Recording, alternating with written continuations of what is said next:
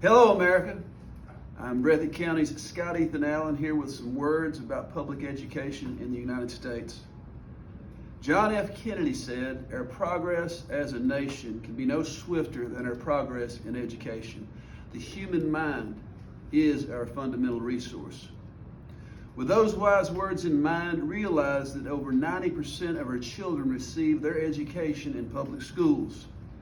That means that the vast majority of Americans learn to read, write, communicate, do basic math, and much more from teachers in public schools.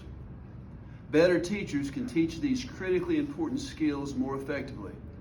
Public school teachers in the United States should start at a salary of $100,000 a year because their children deserve the best. Better pay would attract the best teachers, and you get what you pay for. Nelson Mandela said that there can be no keener revelation of a society's soul than the way it treats its children.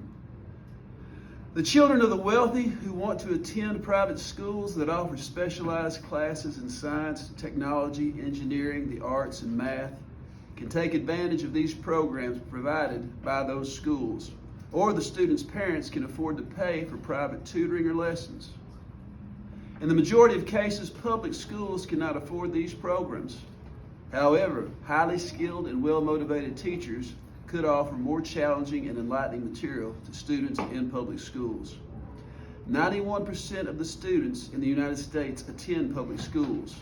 That means that the 9% of children that attend private schools have an unfair educational advantage over the vast majority of their peers. To explain further the importance of education, consider our prison system.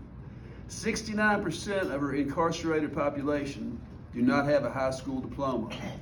All of our children deserve a better education and a brighter future.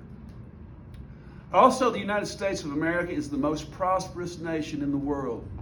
Every student who attends public school in the United States has the opportunity to eat healthy food every day that there is school, and some days when there is no school. Most of the students in the rest of the world do not have that privilege because most of the children around the world are not provided with 2 meals a day at school. However, while our public schools do provide a valuable service in feeding our students' bodies with sustenance, our educational system needs to do a better job at feeding our students' minds with knowledge and understanding. According to Newsweek magazine, 10 nations rank above us in education. If we continue to slip in the world of education, we may very well begin to lose our power globally.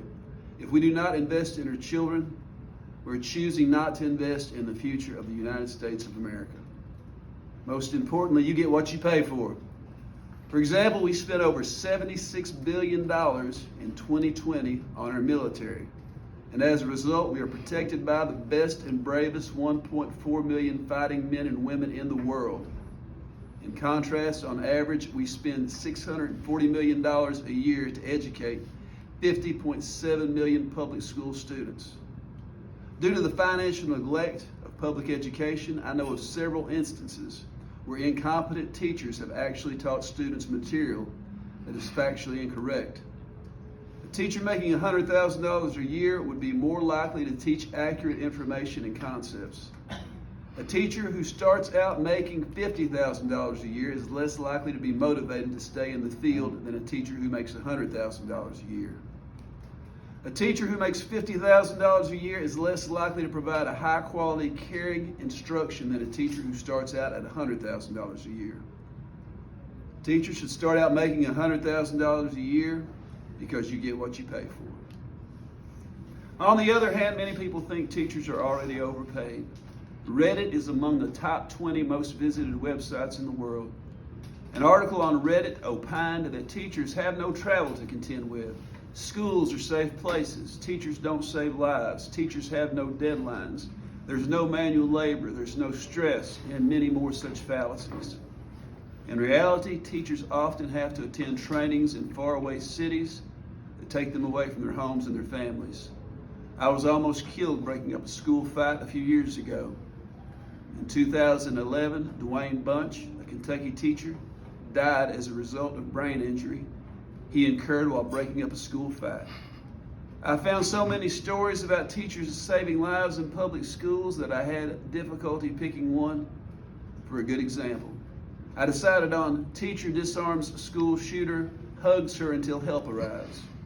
Grades are deadlines, setting up a classroom is physical labor, preparing to teach 6 classes a day consisting of 4 different subjects can be stressful. In conclusion, this is not about me. I will be retiring long before beginning teachers are paid $100,000 a year. But beginning teachers will be paid $100,000 a year or else. We'll have more and more people with less and less education having more and more children who will have less and less education. We will be ignoring John F. Kennedy by neglecting the progress of our nation and perhaps even stopping or reversing our progress. We will be ignoring Nelson Mandela and neglecting the soul of our nation, our children. We, the United States of America, will have more and more countries walking past us on the staircase of education and progress towards the upper rooms of financial security, success, and happiness, because you get what you pay for.